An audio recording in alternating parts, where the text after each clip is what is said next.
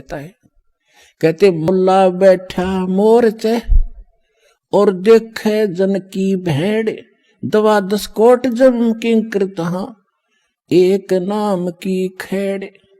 अब जैसे यहाँ आपको तरीके बताए जाते हैं, उदाहरण और एग्जाम्पल दे देकर, कथा सुना के, कि परमात्मा जब तपस्या पर आए काल के इस लोक में, तो धर्मदास जी को परमात्मा बता रहे हैं कि जब मैंने उस काल को ये कहा, परमेश्वर कबीर जी बता रहे हैं कि जब मैंने उस काल को ये कहा कि मैं नीचे जाऊंगा और सब जीवों को बताऊंगा तो भगवान नहीं है,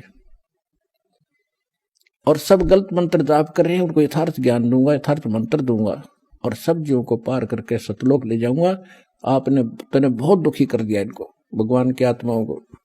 तब वो काल इतना ताकतवर है कि मेरे ऊपर झपट्टा मारा मारने के लिए, तो मैंने सतनाम का जाप शुरू कर दिया,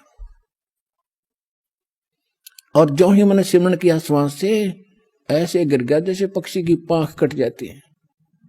तो कहने का भाव ये है कि जब आप पर कोई आपत्ति आती है, प्रथम मंत्र मिला है तो उसका सिमरन कर दिए शुरू, और सेकंड मिला है सतनाम तो सतनाम का सिमरन शुरू कर दीजिए, सार नाम मिला है तो वो तो कहना है क्या है, वो सिमरन कर दिए। तो तीनों ही एक जैसा प्रोटेक्शन करेंगे यहाँ की आपदाओं में। तो यहाँ परमात्मा हमें बताना चाह रहे हैं, तो यहाँ हमें बताना चाह रहे हैं कि जब कोई भी आपत्ति आवे तो अपने श्वास का सिमरन आपने शुरू कर देना चाहिए, और उस श्वास उसके अंदर, जैसे मौला बैठा मोर्चे और देखे जन की भेड़, भेड़ माने भिड़ंत, यानी किस तरीके से ये लड़ता है। जैसे एक सैनिक है और उसके पास बंदूक है, गन है, अब वो गन न छोड़ के और पत्थर ठाको मारने चल रहे तो किसा क्या कल है उसके अंदर। तो आपको ये सतनाम, ये नाम की एक बंदूक दे रखी है, हथियार दे रखा है इस काल के दूतों के साथ लड़ने के लिए। अब जब आपके ऊपर आपत्ति आती है, यम के दूत आते हैं, चाहे परमात्मा लिखा, गरीबदास जी ने लिखा है कि वो परमात्मा आपकी हर गतिविधि देखता भक्त की, और आपको ये भी देखता है कि वो किस तरह से उनसे निपटेगा काल के दूतों से। कहते 12 करोड़ यम के दूत, 4 दूतों की तो बात ही छोड़ो जो तुम्हें लेने आते हैं, अगर 12 करोड़ यम के दूत सामने खड़े हों और आपने एक सिमरन कर दिया, वो 12 करोड़ न्यू पड़ेंगे, जाके एक दूसरे के ऊपर उछलते भागते नजर आओगे, न्यू मैदान साफ कर जाएंगे।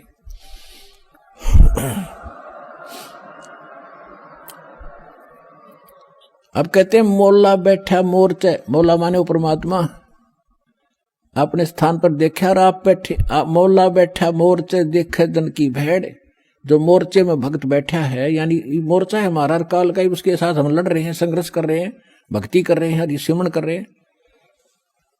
और कहते हैं उस जैसे आपत्ति आती है उस समय अपना सिमरन शुरू करो दाता का, सब बातें भूल के, और वहां नो का हरी मां मर गया बचाइए तो कहेगा भगत है वो। तो परमात्मा ये देखता है कि वहां आप कैसे, कौन सा फार्मूला अपनाओगे, तो वो तरीके आपको यहां बताए जाते हैं। तो वहां एग्जाम होगा त्रिकुटी बजा का आपका। तो यहां परमात्मा कहते मौला बैठा मोर्चा देखे दिन की भेड़, आपकी लड़ाई देखता है, भिड़ंत देखता है, यो कैसे मुकाबला करता है, बंदूक धर के पत्थर ठाता है या बंदूक दिखावा है, तो फिर ज्यादा फर्क पड़ जाए, बंदूक दिखाते हैं। तो सिमरन स्वरूप नाम के सिमरन से संकट टलेंगे। और कहते हैं 12 कोट जम किंकर जहां, 12 दूत यम के दूत सारे के सारे आपके सामने आ जाओ, और एक नाम की खेड़, खेड़ माने टक्कर नुमारा, सब गिरता चल तगड़ा आदमी होता है। तो ऐसे वो मंत्र की इतनी जबरदस्त शक्ति है, क्योंकि ये ज्ञान जो बोला गया था सिंपल और अनएजुकेटेड व्यक्ति थे, उनको सिंपल लैंग्वेज में समझाना था। तो वो परमात्मा आपकी भिड़ंत यानी आपकी एक्सरसाइज देखता है कैसे कर रहा है। तो वो जैसे इस दास के साथ आप व्यवहार, जैसे आप यहाँ डिमांड करते हो, तो धीरे धीरे देखो, प्रथम बार को भक्त आता है उसको तो कंपलसरी है, वो तो मांग गएगा, और ये भगवान देगा ही देगा, इसके घर में कोई घाटा है कोई नहीं। ज्ञान इसलिए दिया जाता है कि तू क्या मांग रहा है उतना मांग ले जितनी तुझे जरूरत है, और बाकी भगवान पर छोड़, उसने क्या पता नहीं मेरे बच्चे को क्या आगे आवश्यकता है। आगे तैयार खड़ा पाओगा आपका, आपसे पहले खड़ा मिलेगा, इसको किस चीज की आवश्यकता है। पति भरता जमी पर जो जो धर पाओ, समर्थ झाड़ू देत है ना काटा लग जाए। तो आप उसके हो गए, तो फिर आपके जीवन रूपी सफर में झाड़ू लेकर कहते मैं उसका दास हूं। दास किसे कहते हैं? गुलाम को। भगवान दास भी पीछे रह जाए, लेकिन भगवान आपकी पुकार से सुनते ही आगे खड़ा पाओगा, और उसको पहले भी खड़ा पाएगा कि मेरा बच्चा आ रहा है, और साफ कर दूं कि देश के कर्म के कांटे ना चुभ जा। तो इतना आपने इस मालिक में समर्पित होना पड़ेगा पतिव्रता की तरह, तब लाभ होगा।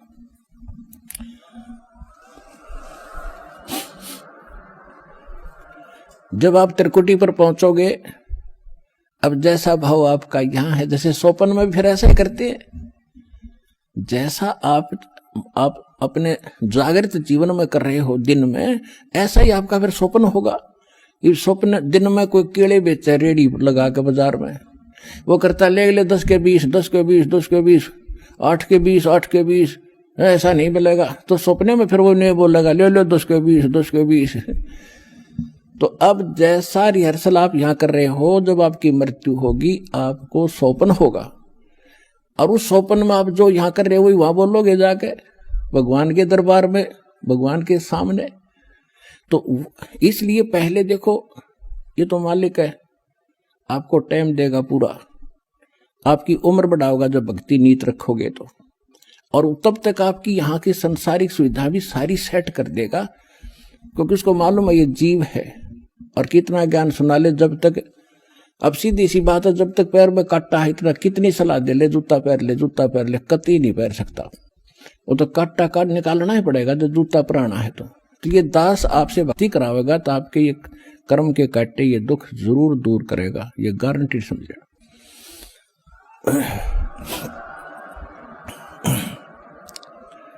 तो उसके लिए आपको धैर्य रखना पड़ेगा। धीरे धीरे रे मना धीरे सब कुछ हो, और माली सींचे 100 घड़ा ऋतुआएं फलो। फिर गुरु मानुष कर जानते, गुरु बिन माल, गुरु मानुष कर जानते ते नर कहीं है अंध, ओ है दुखी संसार में फिर आगे काल के फंद।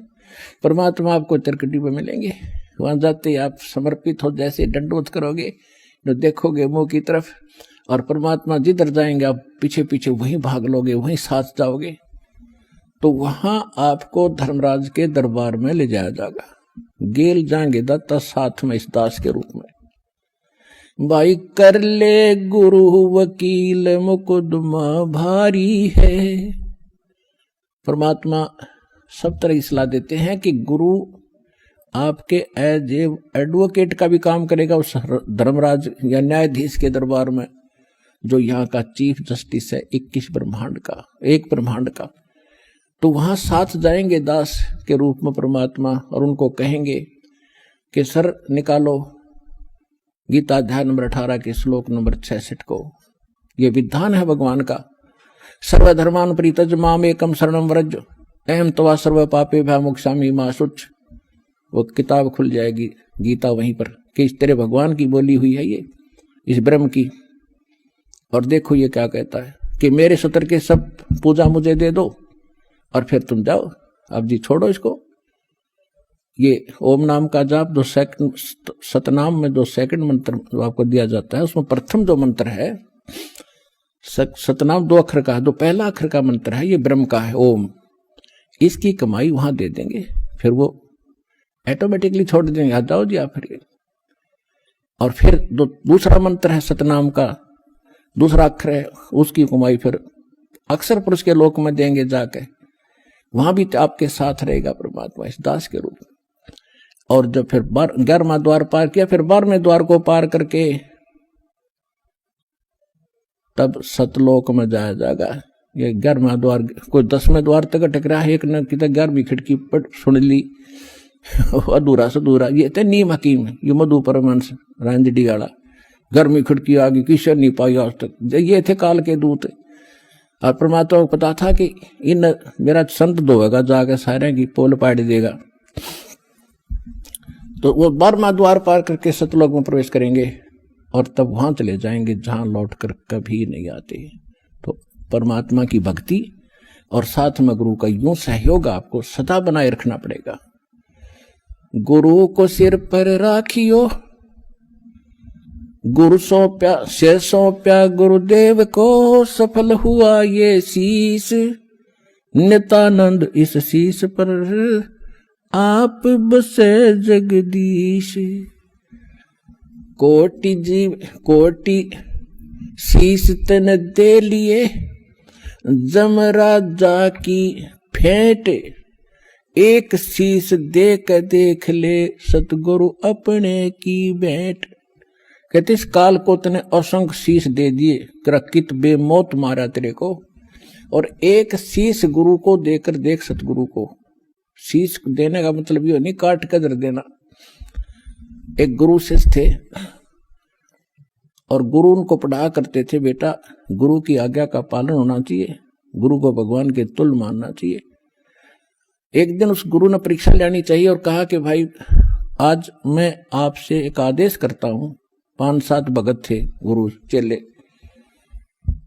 तो सब चेले कहने लगे जो आदेश हो गुरुदेव, कि भी मेरे सिर में 5-5 जूते मारो। अब 5 के 5 सुन हो गए। तो फिर वो याद दिलाते हैं कि गुरु की आज्ञा का जो पालन नहीं करते वो शिष्य फेल होते हैं। भाई देख लो, और तो उठे नहीं, एक खड़ा हुआ, अपना जूता निकाला, गुरुजी के चरणों में बैठ के अपने सिर में मारे 5 पट्टा पट। गुरुजी बोला भाई डांडी मत मारे, तेरे सिर में नहीं मेरे सिर में कहा था मैंने, मेरे मारे। तो उस विवेकशील चेले ने कहा जी ये दास का शीश भी तो आपका ही है। तो कहने का भाव ये, आपने ऐसे समर्पित और विवेक से होना पड़ेगा, तब गुरु बिना आपका मोक्ष नहीं।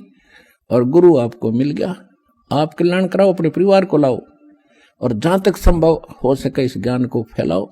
बहुत बड़ा परोपकार होगा आपको, विश्व का कल्याण होगा। बोलो सतगुरुदेव।